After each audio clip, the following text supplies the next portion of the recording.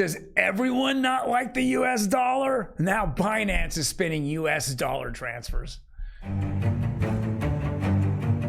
That article, and gosh damn, FTX, day 100, like a hostage situation. We're gonna go and look at some of the donations that he's trying to claw back on, kind of funny, as well as some NFT articles today on OG Crypto and NFTs. Welcome everyone. My name is Troy, and every day we go over, at least on Monday through Friday, we go over the latest news in digital assets as well as NFTs, non-fungible tokens. Now, before we jump into it, do me a favor, hit that subscribe button. Boom, boom, boom. Hey, I got my finger in the right spot. Doesn't happen very often, guys. All right, let's jump right into it. Crypto exchange Binance to suspend US dollar transfers this week. We know that the SWIFT system came out, actually Signature Banks came out and said, we are not doing any transfers of less than $100,000 between crypto exchanges, and Binance was gonna be the worst hit. Well, with that being said, we saw a lot of people take more money off the exchanges, which makes it so much easier to manipulate prices. Isn't that funny how it all works? That's really funny. There is a boom right now in crypto, and I've been saying it. It's called manipulation. What do? You have all these exchanges blow up. You have all these yield farms blow up, and then when you get everyone scaring them all off the exchanges, then you can come in and do what?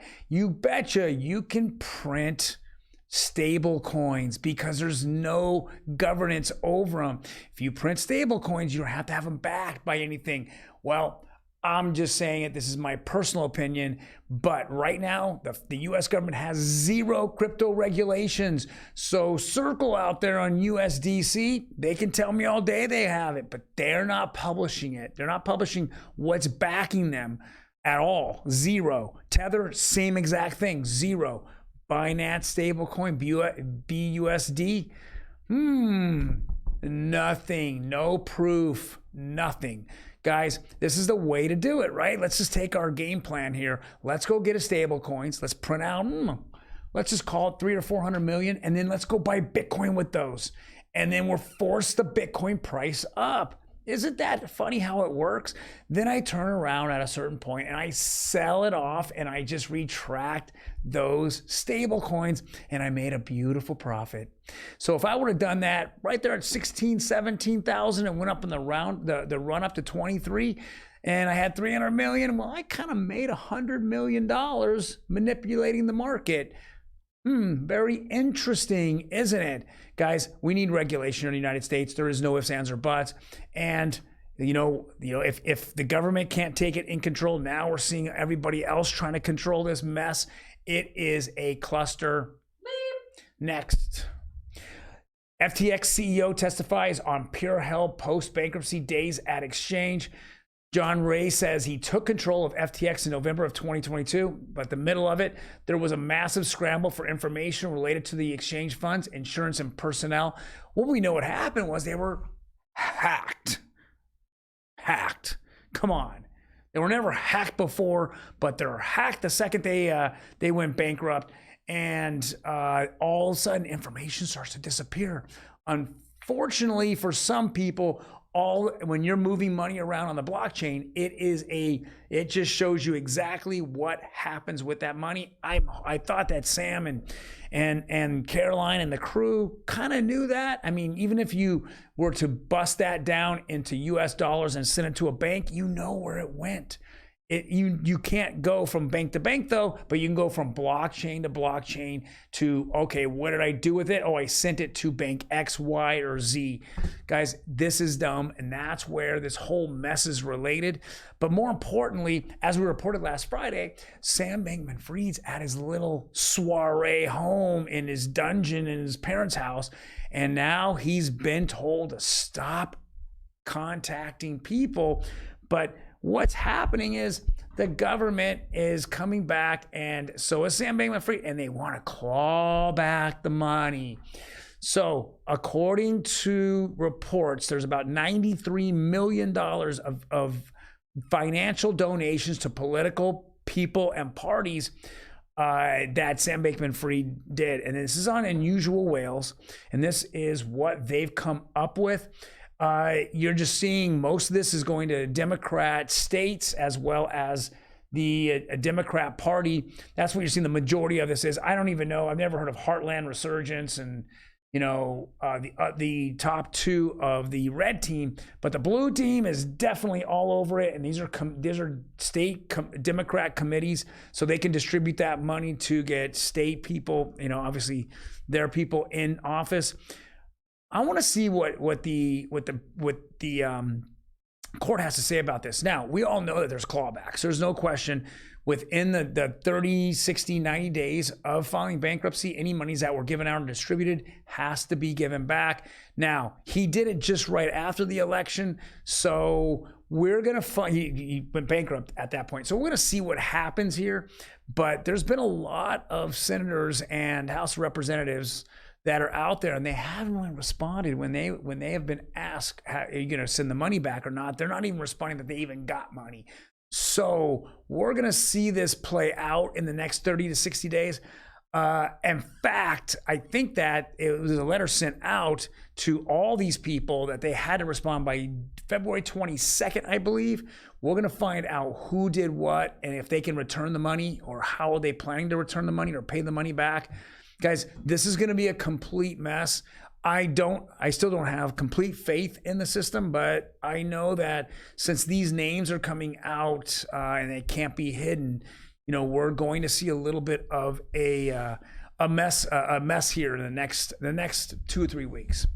All right, so let's get into this. FBI sees scammers NFTs worth $100,000. Let me bring in the lovely Emi. How you doing, Emi?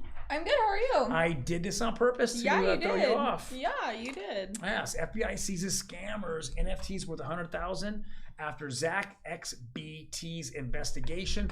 Looks like the horror went ahead and hacked him and took a bunch of his money as well.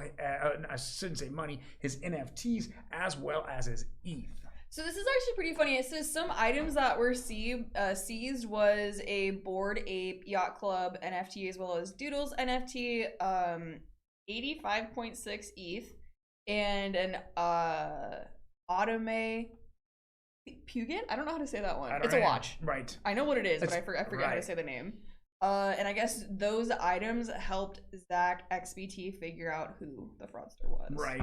Well, and again, we're on the blockchain. Mm-hmm. We know it connects the dot from one wallet to the next wallet to the next wallet, and blockchains are just transactions that are stacked upon each other that are open and permissionless. Right. We can see it, guys. We can see it. The hacker usually is smart enough to sell it off immediately, especially the Bored Ape. Build the Bored Ape on OpenSea for under market, right? And then someone snags it, and before the person who got it stolen from out of their wallet isn't able to stop that transaction, and then it turns into a mess, and that scamster then turns around and runs away with the ETH.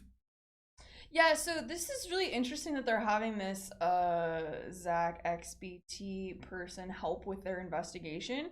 But I do think it's great that we are seeing actual seizures and arrests being made off of these Web3 crimes, because they're crimes. Right, they are crimes. You know what I mean? So I think it's good that we're at least seeing like the community work with cops to get rid of some of these scammers and these fraudsters and stuff. So at least there's that, but man. Well, I mean, he's helping because they're clueless. Because they're clueless. I mean, exactly. they're clueless. I mean, you try to explain what a blockchain is, and they're gone. Right? Yeah. Let alone do they even have any investigation or cyber crime? Not cyber crime. You're talking about crypto crime. Yeah, crypto crime. Right. They almost need like a new department. Right. Yeah. Well, they don't have departments like this, right? Mm-hmm. So interesting. All right. So at least we see some justice. All right. Next one is all you. This one is all me. So we reported a few months ago that the fashion house Mugler was going to be doing NFTs.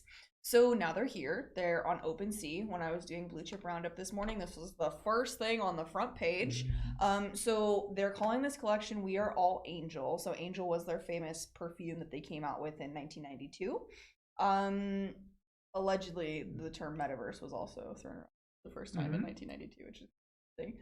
But they have a interesting little video if you want to check it out. It's going to be going on sale tomorrow at 5 a.m. Eastern for 0.2 ETH. It doesn't show that any of these give you any type of utility or discounts or anything. But it is limited to 300 pieces. And there are 30 unique Mugler angels to explore the many augmented facets of one for each year since 1992. I think this is really interesting. I like Mugler a lot. A lot of people like Mugler a lot, obviously. Mugler Angel was like a very timeless fragrance that, like, to this day, if I'm out and I can smell some woman wearing it, you know exactly what it is. Oh, really? Exactly what it is. I'm so happy you did this because I would have called it Mugler. Mugler, yeah, Mugler. So I think it's really interesting. I like what they've done with the collection. I wish it had a little bit more utility, but I'm very curious how the reception is going to be and how the launch is going to go. Well, it's only 300. Yeah. And it's limit 3 per wallet. I think it's going to sell in seconds with 300. If there was 3,000, it's different. 300? Possibly. Yeah. So I'm curious. Maybe it'll be a hit. Maybe it'll be a flop. I don't know. We'll report back when we find out. And then, okay, so this is kind of interesting. Can you read this headline, please? Dorito chips is coming to Polygon. So Doritos is going to be launching NFTs on Polygon. And this is the little teaser they put out. This is going to be happening on Wednesday. So it says a musical metaverse mixer like no other. Say that 3 times fast. They're having fun with us. And it's a chance to win custom gaming PCs. How do we say this name again? RTFKT. So what that is a Nike, right? Right. Yeah, and then Meebits as well. Right, which is part of the whole.